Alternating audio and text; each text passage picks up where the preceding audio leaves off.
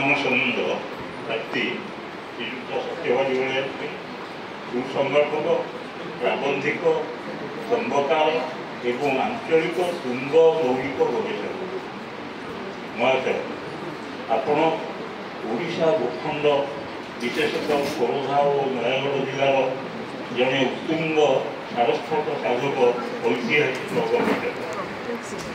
ଆପଣଙ୍କ ପ୍ରେରଣାରେ ବହୁ ସାହିତ୍ୟିକ ଓ ସାଂସ୍କୃତିକ ସଂଗଠନ ପ୍ରତିଷ୍ଠିତ ଓ ଚଳଚଞ୍ଚଳ।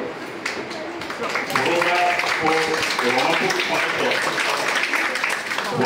ଓ ରଣପୁର ସମେତ ଅନେକ ଅଞ୍ଚଳର ଗୁପ୍ତ ଐତିହାସିକ ତଥ୍ୟର ଉଦ୍ଘାଟନ ଓ ପରିପ୍ରକାଶ ଇତିହାସ ଯେଉଁ ଇତିହାସ କ୍ଷେତ୍ର ପ୍ରତି ଆପଣଙ୍କର ଅମୂଲ୍ୟ ଅବଦାନ। ରଣପୁରର ଇତିହାସକୁ ଆପଣ ଯେପରି ଉନ୍ମୋଚନ କରି ଆଲୋକକୁ ଆଣିପାରିଛନ୍ତି ତାହା ଚିର ଜାଜ୍ୱଲ୍ୟମାନ ହୋଇ ରହିଛି।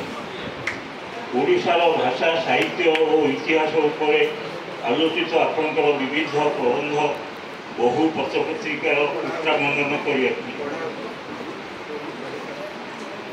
ସେଥିପାଇଁ ଆପଣ ଜଣେ ଉଚ୍ଚସ୍ତରୀୟ ପ୍ରାବନ୍ଧିକ ଓ ସ୍ତମ୍ଭକାର ଭାବରେ ଓଡ଼ିଶାରେ କୃତଜ୍ଞ। ଆପଣଙ୍କ ସାମଗ୍ରିକ କୃତିକୁ ବିଚାର କରି ଓଡ଼ିଶା ସାହିତ୍ୟ ଏକାଡେମୀ ଆପଣଙ୍କୁ ସମ୍ବର୍ଦ୍ଧିତ କରିଛନ୍ତି। ଏହା ଆମକୁ ଗର୍ବିତ ଓ ଗୌରବାନ୍ୱିତ କରି ହେ ମହାତ୍ମା, ଆଜି ଏହି ଅବସରରେ ଆପଣଙ୍କ ପରି ବ୍ୟକ୍ତିତ୍ୱକୁ ସମ୍ବର୍ଦ୍ଧିତ କରି ଆମର ଅନୁଷ୍ଠାନ ବିଶେଷ ଆନନ୍ଦିତ। ଆପଣ ଦୀର୍ଘ ନିରାମୟ ଜୀବନ ନିର୍ବାହ କରି ସାରସ୍ୱତ ଜଗତକୁ ଆହୁରି ଅନେକ ଦେଇ ଚାଲନ୍ତୁ, ଏହା କାମନା କରି ପ୍ରଭୁ ଶ୍ରୀ ଜଗନ୍ନାଥ ଓ ମା ବରୁଣେଇଙ୍କ ପାଦତଳେ ପ୍ରାର୍ଥନା କରୁଛୁ।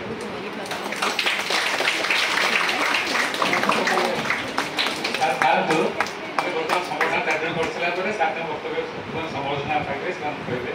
ବର୍ତ୍ତମାନ ଶିବ ସୁନ୍ଦର ପଟ୍ଟନାୟକ ମଧ୍ୟ କରୁଛି ବିଶିଷ୍ଟ ଆଇନଜ୍ଞ।